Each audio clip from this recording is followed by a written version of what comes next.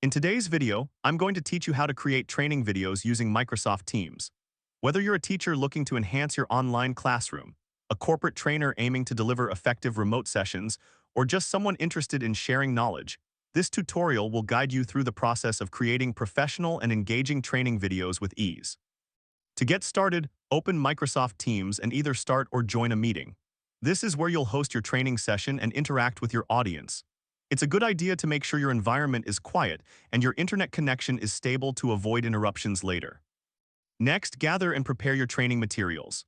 This might include PowerPoint slides, a document, or perhaps a browser-based tutorial you wish to walk through. Having your content organized and ready will ensure a smooth presentation. When you're ready to begin your training, look for the Share button located in the Teams meeting toolbar. Click on it, and you'll be prompted to choose which screen or window you'd like to share.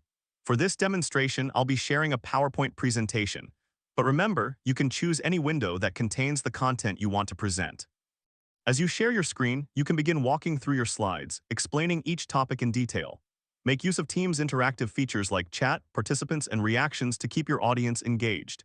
Encourage attendees to ask questions via chat or use reactions to provide feedback in real time. This level of interaction can make your training session much more dynamic and effective. If your Teams account has access to recording capabilities, take advantage of this by selecting the record option.